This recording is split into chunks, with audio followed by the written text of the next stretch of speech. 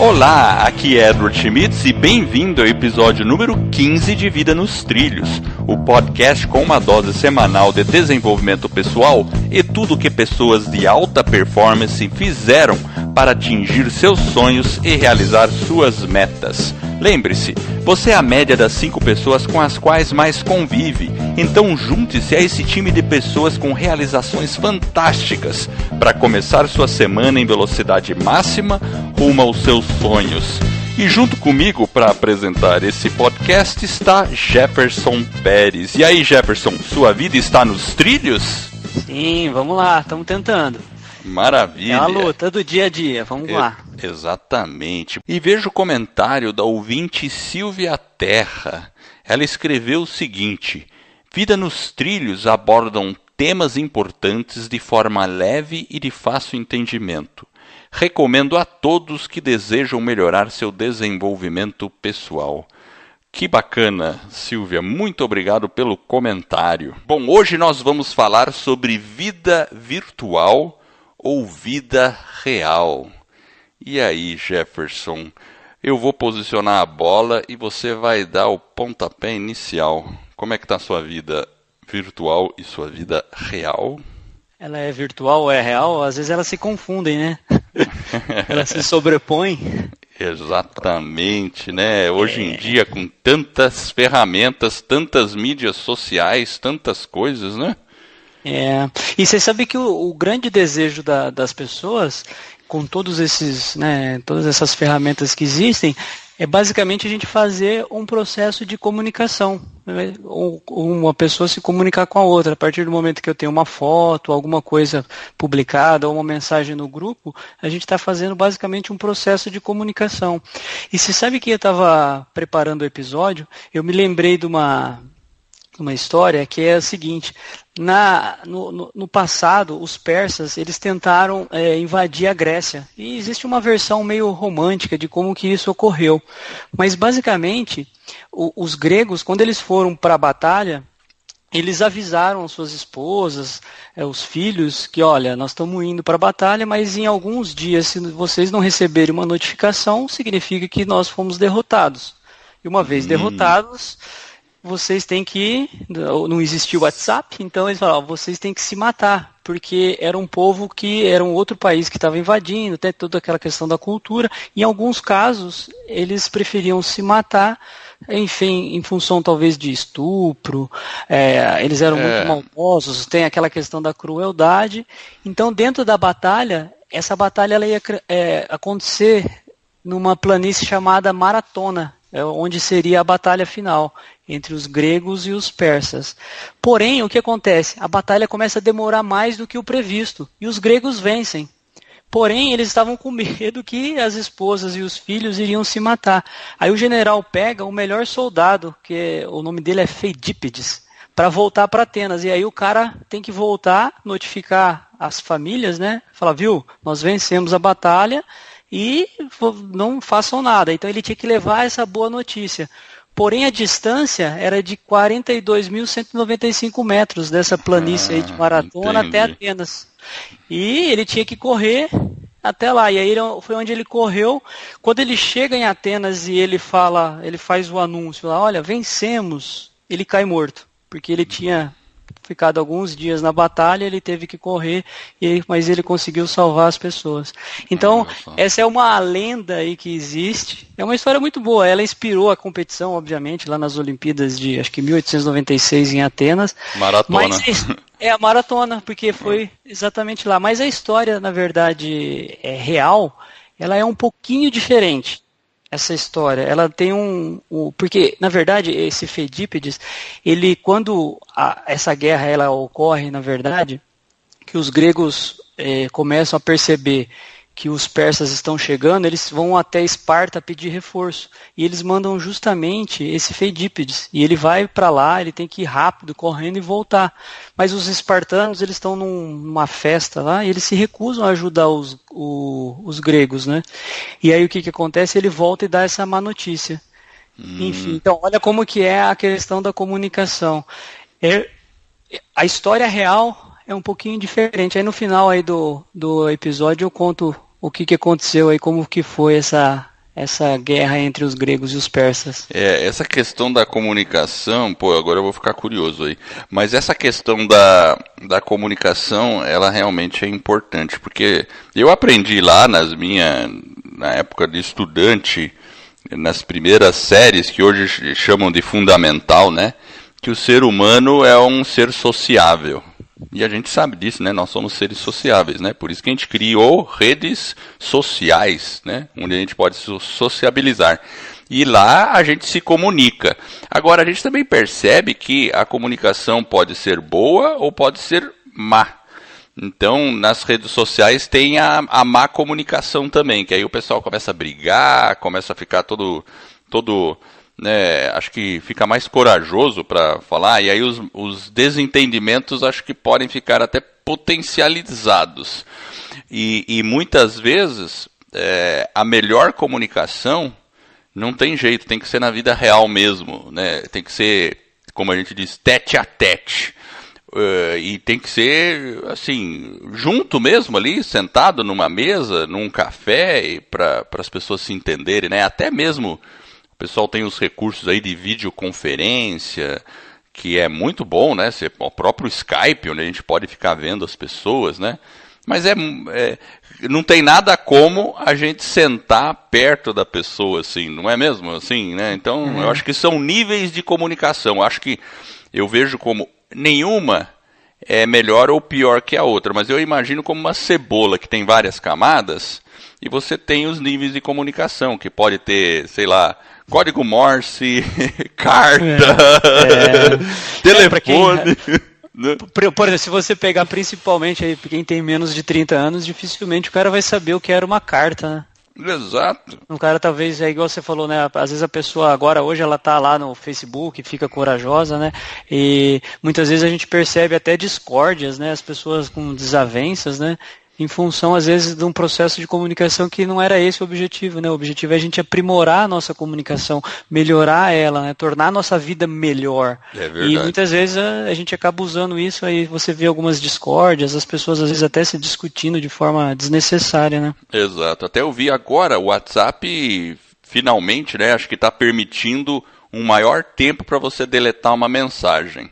Porque antes não tinha esse jeito. Mandou a mensagem, pronto. Não tinha como deletar. Agora você consegue deletar a mensagem. E deleta do feed da outra pessoa também. O que é bom, porque às vezes as pessoas se enganam e mandam no lugar errado uma coisa que não devia, né? Eu já vi gente cometendo esse erro, né? Manda um vídeo ruim, meio esquisito. É muito ruim. Fica ruim. Fala, putz, cometi uma gafe aqui. E você sabe que eu estava preparando, né, esse episódio. E uma coisa que me veio na cabeça...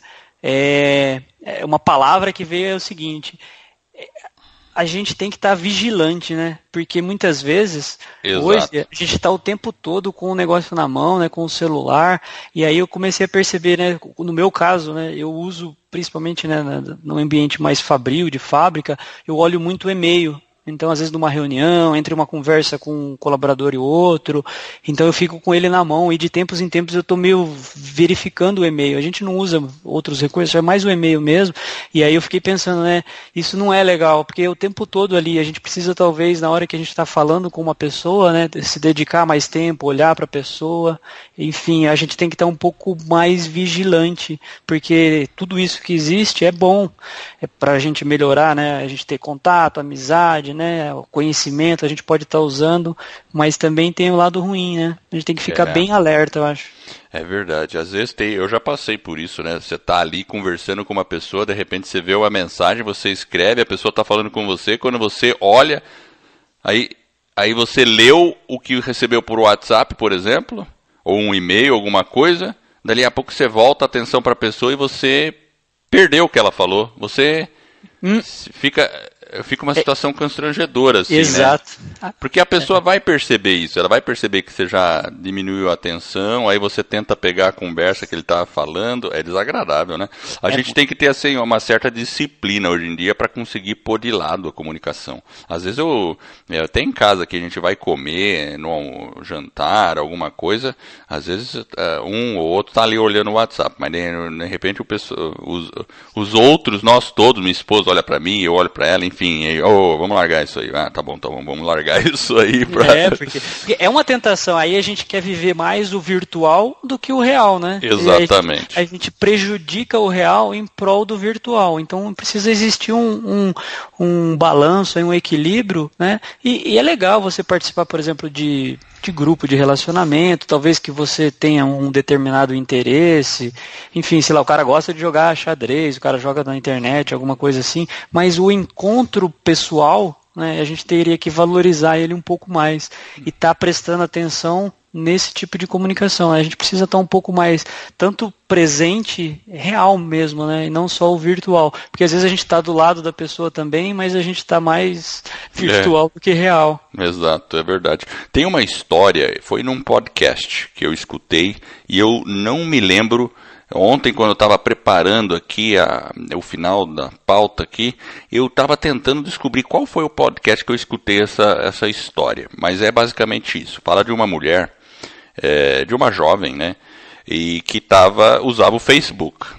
E ali no Facebook ela tirava as fotos, mostrava como que estava a vida dela. E ela, junto com esse período que ela usava muito o Facebook, ela começou um relacionamento com um homem ali, né, com outro jovem. E aí ela mostrava a foto dos dois, se divertindo pra lá, pra cá, né? E ela via que as amigas também tinham essas fotos. Então era aquela coisa, né? Porque o Facebook, ele tem um lado que eu acho que pode ser perverso, se as pessoas não filtrarem isso, é a gente achar que a vida das outras pessoas é uma maravilha. Porque ninguém coloca uma foto de uma desgraça lá no...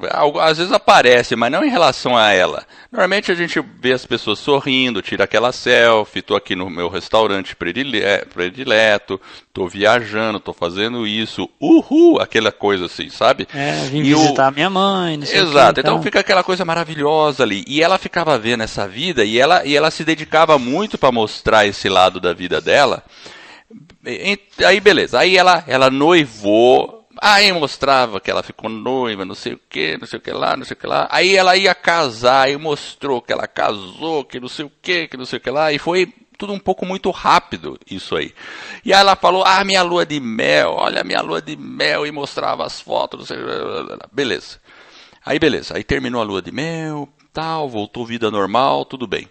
Aí passou um tempo. Eu vou dizer uma coisa de 2 ou 3 meses, acredito, se eu não me engano, nessa história que ela contou. E aí algumas pessoas estavam com ela, e aí, tudo bem, como é que tá o casamento? Não, eu me separei. Mas como assim? O cara era perfeito, nossa, sua vida era perfeita, como você se separou? Me explica isso. Daí ela explica no podcast como ela falou que ela se envolveu tanto com isso, com essa coisa de querer mostrar, que ela praticamente noivou, casou, fez a lua de mel para ter algo para mostrar que a vida dela era boa. Mas ela falou que a lua de mel dela foi miserável, que ela tirava as fotos em algum momento, mas nos outros momentos era muito ruim, que ela não se entendia já com o recém-casado marido dela. Imagina. Então, olha como que é importante a vigilância e você está realmente prestando atenção ao redor. Porque talvez, pensa nessa mulher, será que ela não tinha um irmão, um pai, um amigo, um colega que talvez estava muito conectado também na vida virtual, tão absorvido, né, com essas situações do cotidiano, que não foi capaz de prestar atenção no outro. Isso que eu acho que é importante, porque nós, como sociedade, também precisamos prestar atenção no outro. Eu falo isso fazendo uma autocrítica, né? Por exemplo, dentro do ambiente fabril, eu tenho que estar olhando as pessoas, cuidando delas e ajudando. Então, eu tenho possibilidades de acidente, eu tenho que saber se a pessoa está bem ali no trabalho para ela desempenhar a função. Então, se eu estou lá, por exemplo, respondendo meus e-mails e não estou conversando com a pessoa e não estou sentindo que, eventualmente, talvez ela está com um problema na casa dela. E isso faz parte do relacionamento. E muitas vezes, igual você contou a história dessa mulher, e será que a gente não está deixando muitas vezes de prestar atenção no outro, né? É uma coisa que a gente tem que refletir, né? É verdade, com certeza, né? Então é uma questão de... a gente acha que tá garantido, né? Tô olhando meus e-mails, tô fazendo meu trabalho, ou então você... acredita que tudo que está no Facebook é uma realidade. E você entra naquela e você aí começa a competir, aí você desconecta do real. Porque se você for pegar aquela pessoa que tirou fotos maravilhosas, postou no Facebook e fosse lá conversar com ela pessoalmente, você ia descobrir que ela, como qualquer outro ser humano nessa terra, tem dificuldades. Tem problemas, né? Exato. Tem problemas. Que não é tão bonito. Aquilo lá, pra mim, o Facebook é como um álbum de fotos. Os antigos álbuns de fotos, que as pessoas às vezes nem têm. Aqui em casa nós temos álbum de fotos, porque minha esposa é muito cuidadosa e ela gosta de fazer isso, e é uma coisa muito boa. E aí você tem os álbuns de foto, e em álbum de foto de família, você não põe foto de pessoa chorando ou de desgraça, você põe momentos bons da vida, não é? Mas todo mundo sabe que quando olha um álbum de fotos, que aquilo são momentos bons. Mas que não é assim. Agora, no Facebook, a gente tem a impressão de que é mais constante os momentos. Essa que é a falsa impressão que ele dá. Então, esse acho que é um cuidado que temos que ter lá no Facebook. Né? Precisa existir um cuidado. E, às vezes, dentro do Facebook, do próprio, por exemplo, WhatsApp, todas essas tecnologias, ela nos mantém conectado e a gente pode, inclusive, trocar novidade de interesse, a gente pode compartilhar coisas boas, alguma informação útil, uma frase que pode ajudar uma pessoa, né? Um determinado tema, um assunto que é importante, que quando a pessoa coloca, fala, puxa, aquele cara lá, ele sempre coloca, ele é atualizado, ele sempre coloca coisa bacana, vamos dar uma olhada, né? Talvez você pode estar, sei lá, ver uma notícia que é importante sobre uma determinada, sei lá, doença, com a cura, e a pessoa, olha que legal, putz, vou fazer isso. Então, você também pode promover coisas boas, né, dentro dos seus grupos, né. Eu percebo que a gente tem que ter o cuidado com o outro e saber que nós somos humanos, né, então temos que prestar mais atenção no outro também. Mas os grupos são bons, eu lembro, acho que o ano passado minha esposa participou de um grupo lá de corrida da academia, então eles trocavam mensagens, aí no sábado eles vão lá, eles correm, e você percebe que é muito bom isso. Tem um lado muito positivo, porque ele te motiva, né? Então a gente só precisa ter esse ponto aqui que eu falei, do equilíbrio, né? Exato. Eu, por exemplo, participo de um grupo no Facebook, adivinha do quê? Desenvolvimento? Não, patinação. Ah, patinação, muito bem. Você sempre coloca isso, né? Mas né? E é legal, porque aí eu sei quando o pessoal vai estar no parque patinando, aí eu vou lá também. Ou quando vai ter um evento numa quadra, ou quando vai ter um roller night, aí a gente consegue estar lá junto com as pessoas, né? Mas eu queria comentar um outro negócio que eu vi aqui, que o pessoal cai na armadilha das mídias sociais, que chama-se FOMO. Você já ouviu falar o que é o FOMO? Eu já ouvi falar do FOMO. O FOMO vem do inglês, é Fear of Missing Out. Fear of Missing Out. Ou seja, é o medo de estar perdendo alguma coisa.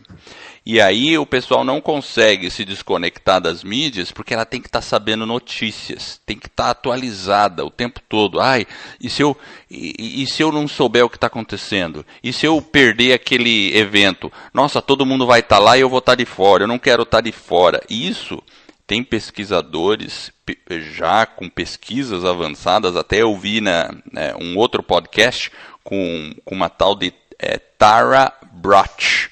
Ela é PhD em clínica psicológica, em psicologia clínica, e é líder aí nessa parte até de terapias de meditação. Ela fala que esse tipo de mídias sociais, ela está afetando o nosso cérebro e criando déficit de atenção. Isso já está sendo comprovado em alguns estudos. A gente está perdendo a capacidade de manter a atenção. Porque, imagina, você tem um negócio que te chama o tempo todo, você começa a treinar o cérebro a não ter tanto foco. Percebe que interessante. Você treina ele a se desfocar rápido, né? E isso é ruim. Bom, aí o que ela a dica que ela dá, né, para esse negócio do fear of missing out, porque quando muitas pessoas não conseguem deixar de olhar um feed de WhatsApp porque elas querem estar a par do que está acontecendo, elas não podem perder. Imagina, se eu ficar 4 horas sem olhar o feed, pode ser que eu perca uma puta novidade, assim, um negócio.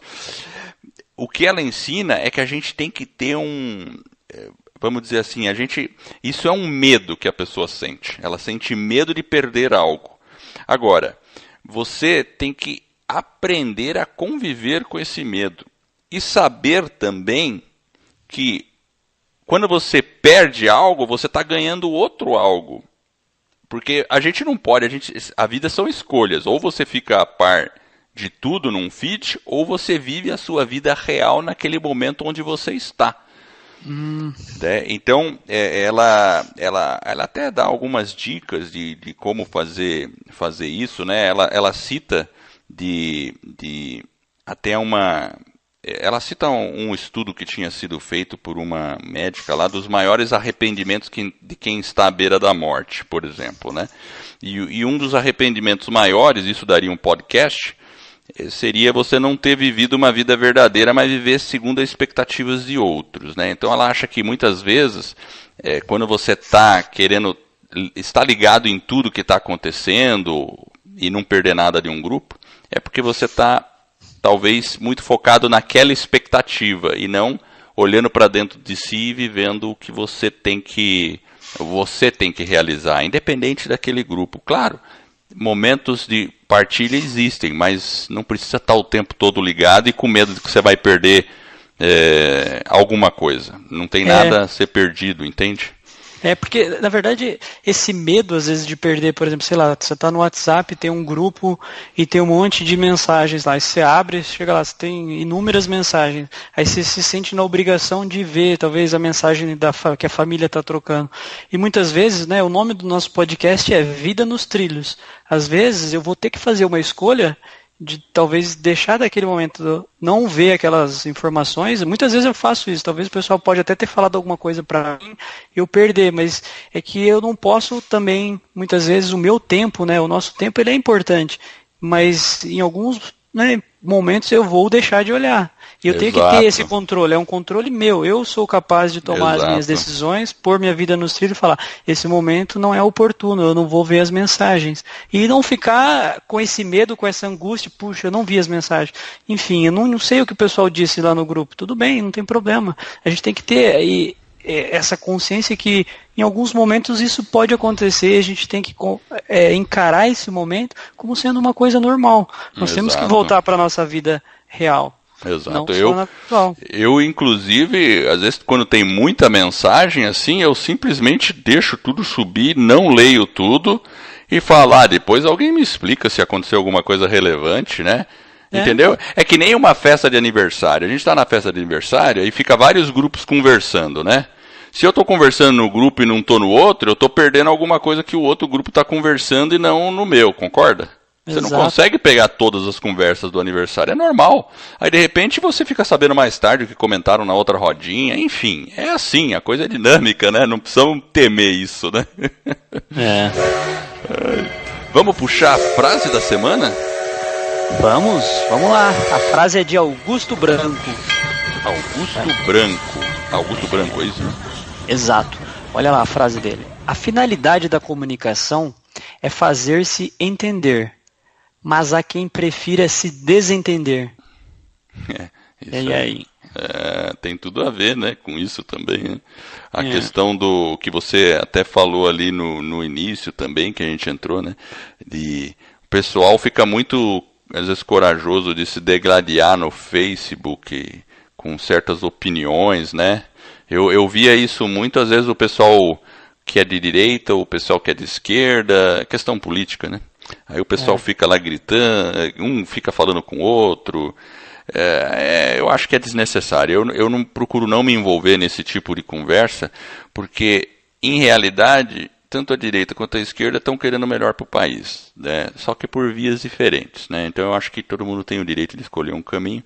E aí quando você faz essa comunicação meio exacerbada, aí você se desentende. Esse é o problema, né? E os mal entendidos, por exemplo, do WhatsApp, por exemplo. Fica falando alguma coisa e escrever é uma maneira limitada de se expressar, né? Então a gente tem que tomar cuidado com o que a gente escreve ou faz, né? Isso aí é importante. Né? O que é interessante é, quando a gente fala de vida, né, esse é um assunto que ele não é um tema fácil de ser discutido, porque a gente perde tempo no trabalho, né, de estudo, de lazer com essas ferramentas. E não é talvez o que é certo para um não é tão certo para o outro, mas Verdade. O que é importante é a gente ter a consciência de que nós somos seres que nós nos relacionamos, né, interpessoalmente. Então, isso não pode dar lugar apenas aos relacionamentos virtuais. Ele tem que ter uma atitude também presencial.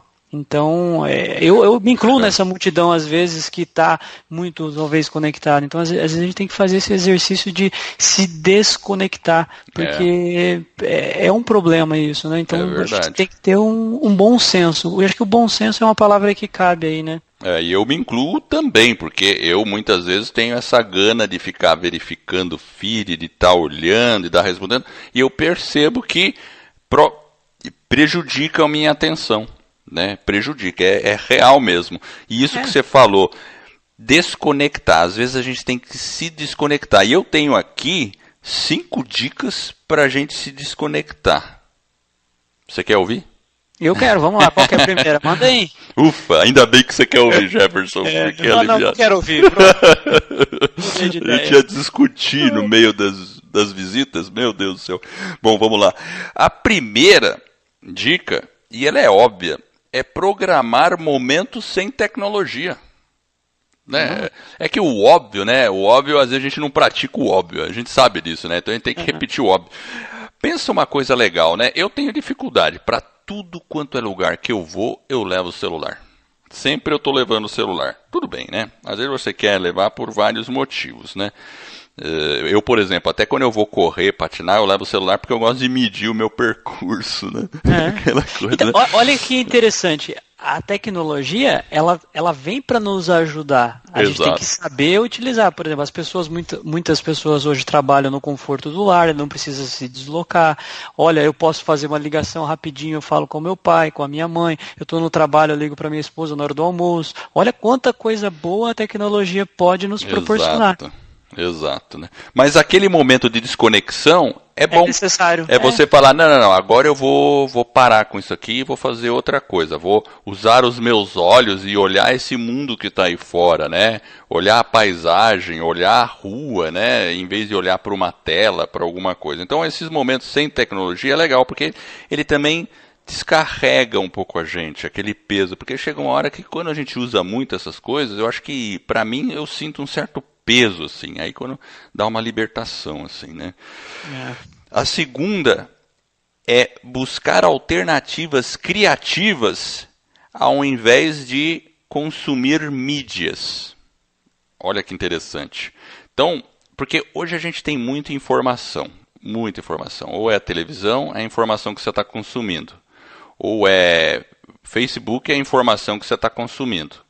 Ou é, sei lá... Instagram, né? Enfim, ou vídeos, e tá tudo... A gente pode ficar 24 horas consumindo conteúdo. Mas não, é procurar momentos de exercer sua capacidade criativa. Fazer alguma coisa legal, uma coisa que você goste, uma coisa que talvez seja manual, alguma coisa que seja mais... tangível, que você não esteja consumindo. Às vezes alguma pessoa gosta de cozinhar, por exemplo, né? Se dedicar, fazer aquele alimento bacana, entendeu? Aí você se desliga um pouco disso, né? Alternativas criativas, entende? Às vezes a pessoa gosta de desenhar, ou gosta de escrever alguma coisa, entendeu? Então, acho que tem um monte aí que cada um pode ter a sua ideia aí, né? Enfim. Eu, por exemplo, gosto de ler, então eu posso pegar um livro e me desconecto através de um livro. Isso, você pode pegar um livro, né? Apesar de que quando eu falo alternativas criativas, eu estou dizendo mais de você criar algo, não de você consumir algo. Entendi. Entendeu? No sentido realmente de eu usar o meu lado criativo. Exatamente, de você, né, e procurar, né, mas claro, eu acho que uma leitura é uma maneira de você se desconectar do mundo digital. Eu faço muito isso. Ler um romance, por exemplo, isso é muito bom, porque isso vamos dizer assim, força o nosso lado criativo também, né? Porque você tem que usar a imaginação, você não está tendo tudo pronto na tela. Mesmo quando você está consumindo um livro, às vezes um romance, você está usando a imaginação, está criando toda uma cena. Você não está recebendo aquilo pronto lá na Netflix, que você viu aquela imagem toda. Isso é muito bacana, é um exercício da criatividade, com certeza. Vamos para o terceiro ponto, é atividade física. Fazer atividade física é uma ótima maneira de desconectar. Com certeza. Ir para o parque, Exato. Passear com o cachorro, meditar, patinar, andar de bicicleta, ir acampar, enfim, né? Tem tanta coisa que pode As fazer. possibilidades são muitas, né? E realmente você fazer uma atividade física, além dela, né, você se desconectar, né, de um pouco, você acaba também cansando o seu lado físico. Aí, obviamente, você vai conseguir dormir melhor, você tem uma série de benefícios linkados à atividade física. Exatamente. Muito bom. A quarta é criar coisas novas, criar conteúdos, ou criar coisas, né, e não consumir coisas. Essa seria a quarta, ou seja, agir em vez de reagir. Eu até fiz um podcast sobre isso. Um podcast não, desculpa, foi um post no meu blog. Eu falo sobre a diferença entre agir ou reagir, porque o meu argumento foi assim: quando a gente está assistindo algo, a gente só está reagindo. Quando a gente está criando algo, a gente está agindo, né? Então, fazer algo, criar um conteúdo para outras pessoas, né? Para um público aí é uma maneira. Pode ser um trabalho voluntário, né, na pode comunidade, ser também. Alguma coisa, pessoal, uma forma que ela realmente use o lado criativo dela, que Exato. ela consiga ter um movimento, né? Interessante. Essa parte de fazer alguma coisa na comunidade é bacana, muito bom. E a última é participar da vida real, ter conversas reais e marcar um cafezinho com seu amigo, com seus amigos. Então essas são 5 dicas aí para se desconectar. E quando for marcar o cafezinho com um amigo, combinar que vocês não vão ficar olhando o WhatsApp. É bem interessante, né? Senão fica lá, daqui a pouco um manda mensagem pro outro, né? Exatamente, né? Então é isso aí. Então eu acho que a gente tem que ter assim uma preocupação, sim, com essa questão da vida virtual, porque isso vai ficar cada vez mais difícil de lutar contra, eu diria. E cada vez vai ter coisa mais que vai chamar mais e mais a nossa atenção. E uma delas, que até eu fico preocupado e queria ver sua opinião sobre isso. Eu fico preocupado porque assim, eu li assim um post de uma tal de Singularity University. Isso não é uma universidade de verdade, mas eles chamam da Universidade da Singularidade. Ou seja, eles discutem as tendências do futuro. Eles estão pensando 20, 30 anos para frente. Então é um local que discute inteligência artificial, carros autônomos e tudo que tem de mais moderno. Tá lá no Vale do Silício, nos Estados Unidos, né? Que é o celeiro das tecnologias. E tem um cara que chama Ray Kurzweil. Eu não sei pronunciar esse sobrenome aqui, mas ele tem mais de 20 doutorados. Olha só, mais de 20 doutorados. E recebeu menções honrosas de 3 presidentes americanos, escreveu 7 livros, um deles é best-seller, e eu vou deixar o link dessa reportagem, e ele faz algumas predições para o futuro, tá? Ele trabalha hoje com inteligência artificial para o Google, tá? Trabalhando lá com isso. É um cara muito inteligente, mas o que eu quero dizer, ele está dizendo que em 2030, essa é a previsão dele. Isso porque ele já fez previsões antes, Jefferson, e ele acertou, tá? Lá na reportagem diz mais ou menos o que ele fez lá. Enfim, então 2030 ele falou que a realidade virtual, sabe essa que a gente usa óculos, assim, a realidade virtual, que você se vê no ambiente, assim? Então a realidade virtual será e parecerá para você 100% real. Uau, 12 anos. 12 anos. Tá entendendo? Porque hoje, você já viu esses equipamentos de realidade virtual. Você põe um óculos e você vê ali, né? Se você olhar no YouTube, realidade virtual, e você vai ver gente usando esses óculos que elas têm problema de equilíbrio, cai no chão, elas ficam... Porque mexe toda e isso está evoluindo tão rápido que talvez a gente tenha equipamentos de realidade virtual que quando você entrar lá dentro, você vai se sentir como a gente se sente aqui no real. Então, imagina o benefício disso e o malefício disso. Vamos pensar. É um convite para reflexão, né, do tempo que a gente vai perder com conectividade excessiva, mas provavelmente tem usos positivos, né? Então ter usos ruins, né, não tão bons. Quando a gente fala de realidade virtual, existem também tendências e pesquisas que, principalmente os japoneses estão fazendo, é que tem o lado negativo, o lado sombrio, né? Porque como que os robôs vão ser, como que é a questão, né, da gente usar um pouco do nosso lado mais primitivo de sobrevivência, e aí pode ocasionar aí alguns problemas. Então eles estão estudando bastante isso também. Mas é realmente uma coisa para a gente ver, um convite, uma reflexão, né? É uma reflexão. Então eu estou falando isso aqui, claro, isso é uma previsão, a gente pode pensar, talvez não seja 2030, seja 2040, mas como eu sou engenheiro eletricista, engenheiro eletrônico, eu sei que, eu entendo que isso é possível.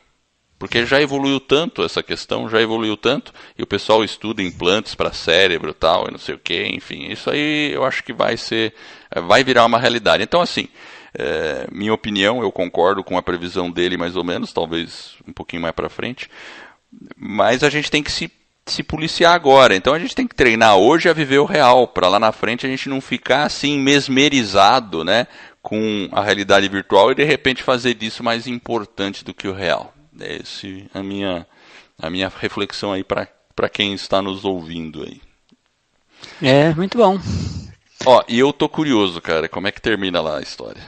Você quer saber dos gregos e dos persas? Os gregos venceram os persas, na verdade. Mas o Fedípides, ele era um caso à parte, porque ele era realmente um atleta, digamos assim, né? Porque no passado, em função da guerra, a questão da corrida, né, como que os generais se preparavam, era muito importante. Então eles tinham um preparo físico muito bom. E quando ele foi lá convidar os amigos dele para ajudá-los ou ajudar os gregos a vencerem os persas, e ele não teve sucesso, os espartanos falaram para ele que não. O que aconteceu? Eles mudaram toda a estratégia, e aí eles foram encontrar os persas e fizeram um ataque surpresa. E aí eles conseguiram, o Fedípides, junto com o general, eles foram para cima dos persas e conseguiram repelir. Porém, os persas voltaram para os navios e eles iam dar uma volta no sentido contrário e eles iam desembarcar em um outro local para tentar fazer um outro ataque. Os gregos, sabendo disso, o que eles fizeram? Eles foram correndo, porque de barco, lá o navio deles ia demorar, acho que 8 a 10 horas. E em 4, 5, 6 horas, todo o exército que lutou e conseguiu repelir os persas, conseguiram estar lá do outro lado. E aí o que aconteceu? Quando os persas chegaram, eles olharam e ficaram assustadíssimos. Falaram, esses gregos são... eles têm um outro exército de mais 10 mil homens, nós vamos perder. E aí eles acabaram recuando e foram embora. E os gregos venceram a guerra. Essa é a verdadeira história. Olha que legal, hein? Os caras tinham que correr, hein? Os caras corriam, o preparo físico deles era muito bom. Tá certo, muito bom então, legal, hein? Eu gostei da história. A história é legal. Mas enfim, eu acho que para encerrar, é um assunto, a vida virtual e real, é um assunto um pouco polêmico, delicado, né? Afinal a gente está tratando de pessoas, comportamentos, né? Preferências às vezes particular. Porém, um dos objetivos aqui do nosso podcast é transmitir para os nossos ouvintes, né, um pouco daquilo que a gente está olhando, né, como que a gente vê, e sinalizar, né, que pode ter problema. A gente não quer que ninguém seja alienado, né, tudo há a sua hora, né, a gente tem que desfrutar a vida com equilíbrio, compartilhar os momentos bons com as pessoas, né, afinal de contas não há nada melhor, né, mas a gente tem que ter o abraço, a gente tem que ter a conversa, e a vida real é boa também. Exatamente, muito bem. E agora a parte de utilidade pública. Dia 17 de maio ocorre o evento O Valor da Experiência, Autodesenvolvimento e Performance, que é organizado pela Paula Marjorie. Na verdade, ele se inicia nessa data. É um evento online com 12 reuniões em grupo, treinamento em mindset, gamification, 100% online. Eu vi o conteúdo e é excelente. As inscrições são pelo Simpla. E finalmente, no dia 30 de junho, o evento Transformando-se em Lenda com Paulo Marte. Serão 6 horas de evento com foco na transformação e poder pessoal. O Paulo quer lotar um auditório, então anote na sua agenda. Eu já participei de palestras do Paulo e são simplesmente fantásticas as palestras dele. É impossível sair igual. Esse evento vai cair num sábado, das 14 às 20 horas, será em Curitiba. Local e valor ainda a confirmar, portanto, fique ligado. E eu quero agradecer você que está nos ouvindo. Eu espero de coração que esse episódio e todos os outros que a gente já produziu ou venha a produzir ajude você a colocar a sua vida nos trilhos, rumo às suas mais justas aspirações. Se você gostou do podcast, dessa nossa mensagem, assine o podcast e faça uma avaliação. Se for de 5 estrelas, eu e o Jefferson ficaremos realmente honrados. Esse suporte vai permitir que o podcast ganhe reconhecimento e atinja o maior número de pessoas. E em troca, a gente está ajudando mais e mais pessoas a ficar no comando de suas vidas. E esse é um movimento que se inicia. Acesse o nosso site www.vidanostrilhos.com.br, porque lá você vai encontrar os show notes, todas as anotações do que a gente comentou aqui no podcast e também os links para as referências do que a gente mencionou aqui. Então você poderá se aprofundar. Obrigado pela audiência e por esta jornada que está apenas no começo. Vida nos Trilhos, você no comando da sua vida.